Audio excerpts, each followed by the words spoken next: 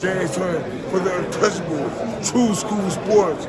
Let's go, baby. Bow. Be careful what you wish for because it can become a reality. Yeah. The untouchable True School Sports Empire proudly presents something the boxing games are missing. Hey, what's going on? It's your boy BT, and I came here to talk some boxing with the thousands of True School Sports subscribers. All right, so listen, guys. I've been taking it very easy on Turki Alalshikh because I feel like I've exhausted my thoughts and I've made it very clear where I stand when it comes to Turki Alalshikh, Riyadh season, and just the whole Saudi Arabia thing in boxing. Nobody has to ask me what I think about it because everybody who's listened to me speak about it knows what I think about it. All right, but I'm gonna have to pop out real quickly, and I'm gonna have to really sound off on this because this is why I don't ever buy into the propaganda that Turki Alalshikh is some sort of savior for boxing. In fact, I don't believe that anybody is the savior for boxing. Does Turki do some good things? Sure, yes, he does. Does he do a lot of bad things that I think are terrible for the sport? 1,000%. But you know, I was watching a recent interview on Talk Sport with Opetaia. Shout out to Opetaia, you know, the number one cruiserweight in the world right now.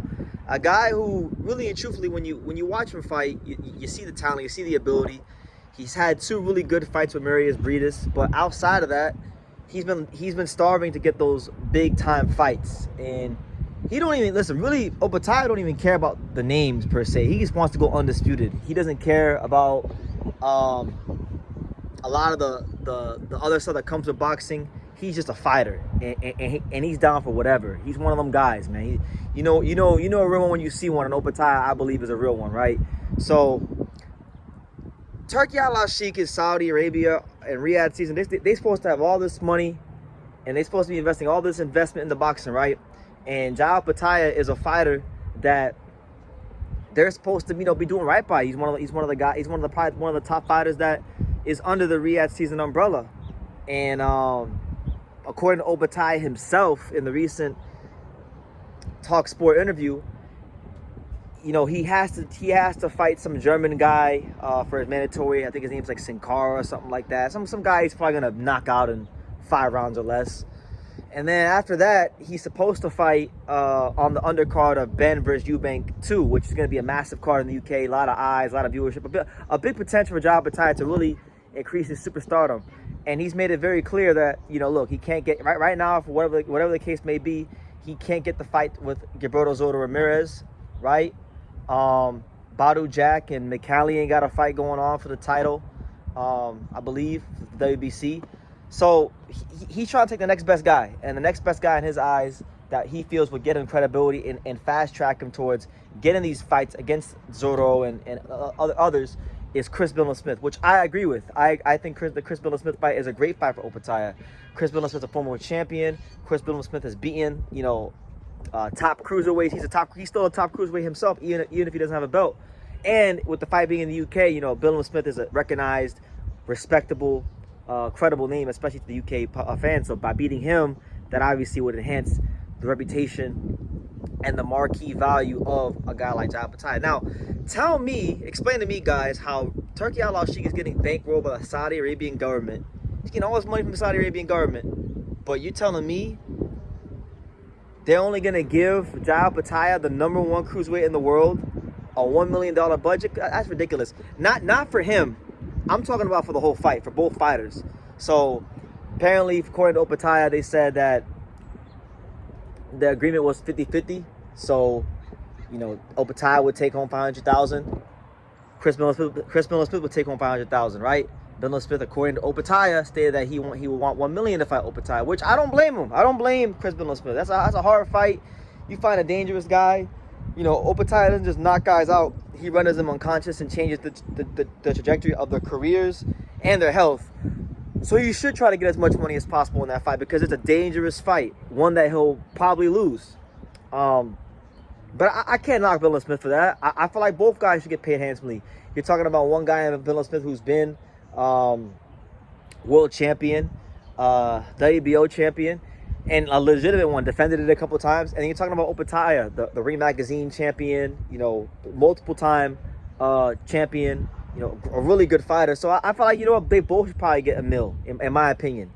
But And my thing is, even if some of you guys out there want to say that Opetaia is pricing himself out, or Bill Smith is pricing himself out, or BT, that's too much money, it doesn't matter if it's too much money, because guess what? We were sold on the premise that Turki Alalshikh and Saudi Arabia have money to burn.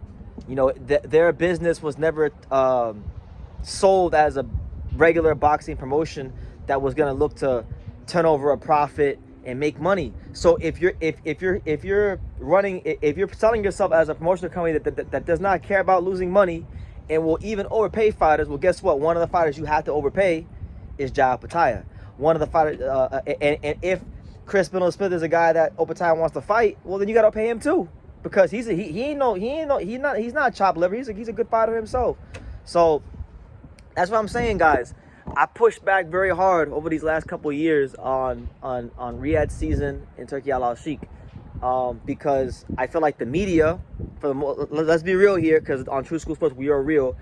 Most of the boxing media, a lion's share of the boxing media, especially from the UK and Europe, has been bought out by Turki Alalshikh. So they're gonna always put positive stuff out there. And I'm not here to put negative or positive stuff out. I'm just telling you guys what I'm seeing and making an observation and giving you guys a different perspective, because leave it to the vices of the other media. They'll never tell you guys, they'll never try to give you guys a different perspective or tell you guys what's really on their minds and hearts, because a lot of people in the media I know feel this way. They do. Opetaia is not getting treated fairly. He should be getting paid more money.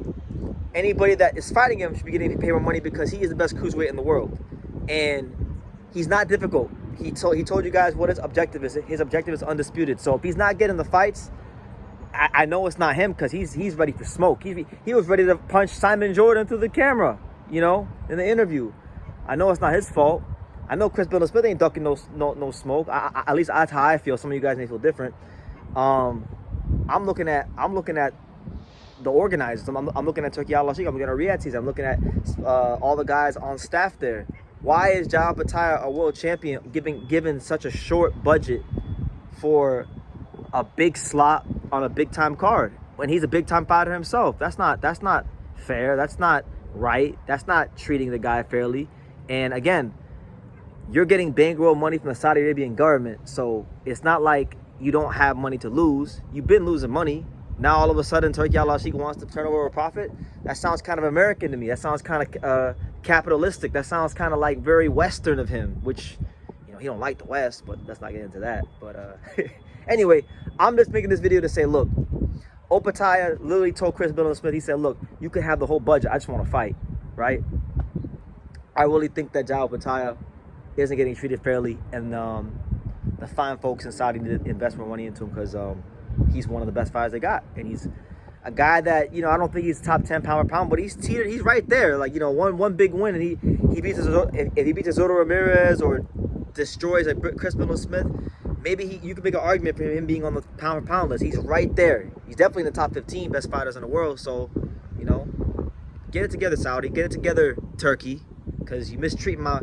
You know, I ain't Samoan, but, you know, we're all brothers in boxing. You're mistreating my Samoan brother, and I don't like that, because he's a really good fighter. But nonetheless, you guys take care. Let me know what you guys think. You guys is what I'm saying making sense? I will leave the link to the interview in the pinned comments, so you guys can watch it for yourself and come to your own conclusions. But leave your comments down below. Make sure you guys take the time to subscribe, and like I say in every single one of these videos, you can love me or you can hate me, but I'm just a kid from Daniel. So until next time, take care, guys. Thank you for watching another video on the untouchable True School Sports Empire. For more great boxing content just like this, make sure you guys stay tuned and subscribe. You won't be disappointed.